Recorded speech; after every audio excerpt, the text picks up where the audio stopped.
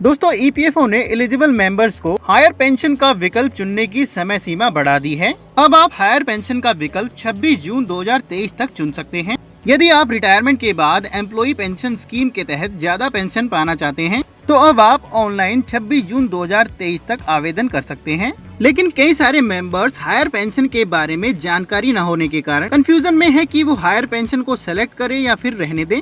तो आज की वीडियो में हम डिटेल में डिस्कस करेंगे कि हायर पेंशन क्या होती है, अगर आप हायर पेंशन को चुनते हैं तो उसके क्या फायदे हैं और क्या नुकसान हैं, आपको हायर पेंशन के ऑप्शन को चुनना चाहिए या नहीं। वीडियो आपके लिए बहुत ही इम्पोर्टेंट होने वाली है। वीडियो को बिना स्किप किए एंड तक जरूर देखिएगा।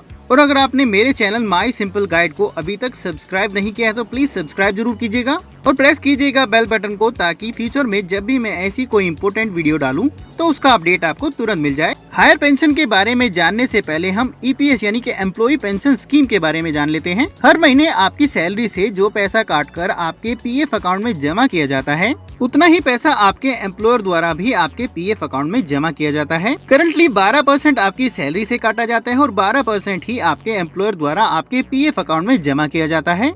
आपके एम्प्लॉयर द्वारा जमा किए गए इस 12% में से 8.33% आपके ईपीएस यानी कि एम्प्लॉय पेंशन स्कीम में जमा किया जाता है।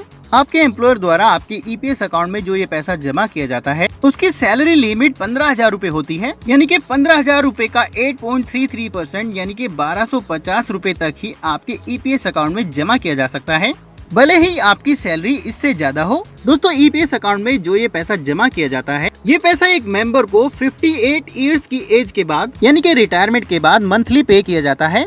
अब बात करते हैं हायर पेंशन के बारे में और हायर पेंशन के सुप्रीम कोर्ट के नए नियम क्या हैं। दोस्तों सुप्रीम कोर्ट के अकॉर्डिंग केवल वही एम्प्लॉई जिन्होंने 1 सितंबर 2014 से पहले सर्विस स्टार्ट की है और वो कंटिन्यू सर्विस करते आ रहे हैं या फिर 1 सितंबर 2014 के बाद रिटायर्ड हो चुके हैं, दोनों कैटेगरी के लोगों को हायर पेंशन ऑप्ट करने की अनुमति है। दोस्तों नॉर्मल केस में आपके ईपीएस अकाउंट मैक्सिमम 15,000 रूपए की बेसिक सैलरी का 8.33% यानी कि 1250 रूपए ही जमा किया जा सकता है और बाकी का अमाउंट आपके ईपीएफ अकाउंट में जमा किया जाता है। एग्जाम्पल के लिए अगर आपकी सैलरी 1 लाख रूपए है तब भी 15,000 रूपए की सैलरी का 8.33% यानी कि 1250 रूपए ही आपके ईपीएस अकाउंट में जमा किया जाएगा। और अगर आप हायर पेंशन स्कीम को ऑप्ट कर लेते हैं तो एम्प्लॉय पेंशन कंट्रीब्यूशन की कैलकुलेशन आपकी फुल बेसिक सैलरी पर की जाएगी और एडिशनली 15,000 रूपए से एक्सीडिंग अमाउंट पर 1.16% की कैलकुलेशन करके टोटल अमाउंट को आपके ईपीएस अकाउंट में जमा किया जाएगा। तो अगर आप हायर पेंशन स्कीम को ऑप्ट करते हैं तो आपकी बेसिक सैलरी का लगभग 9.49% आपके ईपीएस अकाउंट में जमा किया जाएगा। एग्जाम्पल के लिए अगर आपकी बेसिक सैलरी 1 लाख रूपए है तो आपके पेंशन कंट्रीब्यूशन की कैलकुलेशन कुछ इस तरह से की जाएगी। 1 लाख रुपए का 8.33% यानी कि 8,330 रूपए प्लस 1 लाख माइनस 15,000 यानी कि 85,000 का 1.16% यानी कि 986 रूपए, टोटल 9,316 रूपए आपके पेंशन कंट्रीब्यूशन में जमा किया जाएगा और बाकी की रकम आपके ईपीएफ अकाउंट में जमा की जाएगी।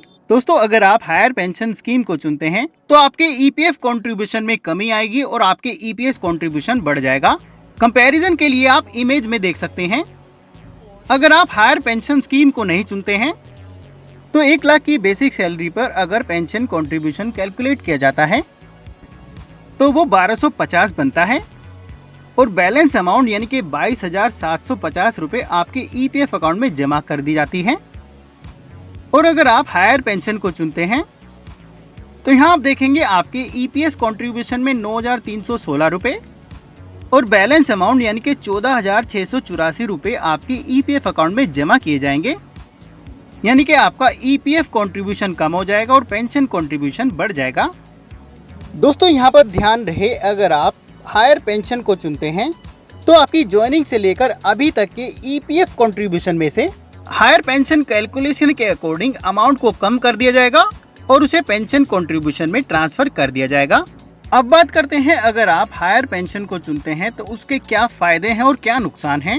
दोस्तों अगर आप हायर पेंशन को नहीं चुनते हैं तो रिटायरमेंट के बाद जो मंथली पेंशन आपको पे की जाएगी उसकी अमाउंट कम होगी और अगर आप हायर पेंशन को चुनते हैं तो मंथली पेंशन की अमाउंट ज्यादा होगी। अगर आप हायर पेंशन को चुनते हैं तो पेंशन कैलकुलेशन का जो फॉर्मूला है वो कुछ इस तरह से होगा।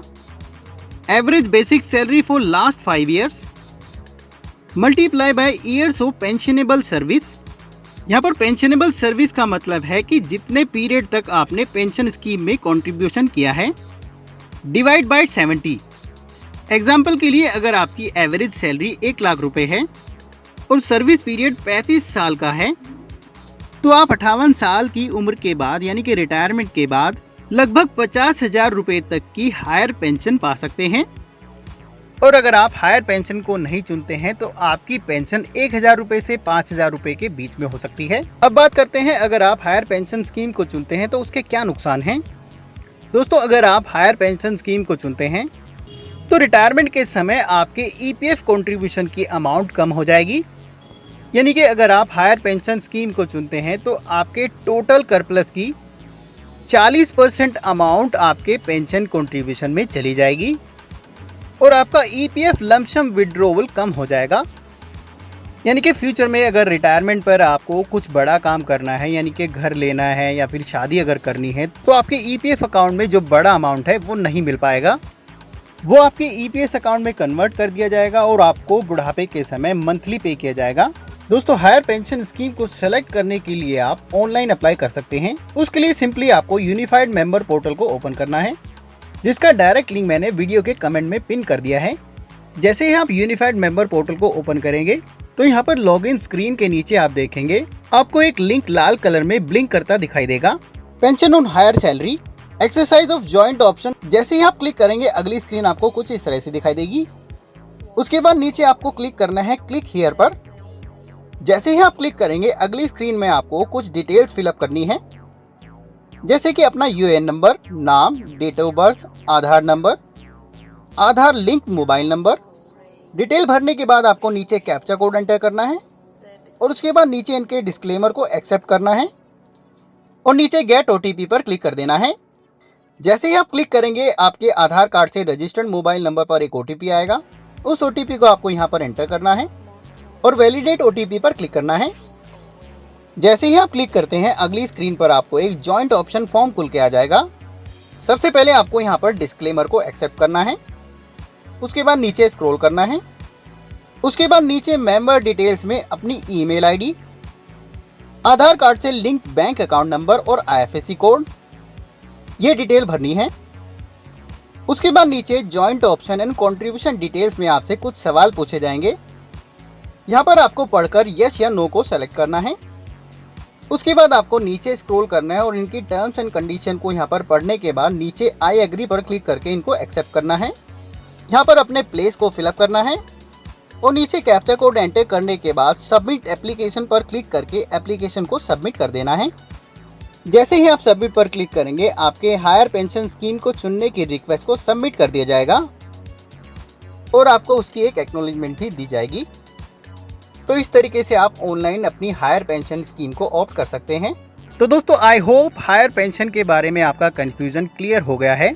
अगर आपकी कोई क्वेरी है तो आप कमेंट बॉक्स में लिखकर पूछ सकते हैं। कोशिश करूंगा आपके कमेंट का सही जवाब दे पाऊं। वीडियो अगर पसंद आई है तो प्लीज लाइक और अपने दोस्तों के साथ शेयर जरूर कीजिएगा और ऐसी और भी वीडियोस के लिए प्लीज सब्सक्राइब जरूर कीजिएगा। अभी के लिए धन्यवाद। अगली वीडियो के साथ फिर से मिलेंगे। All the best.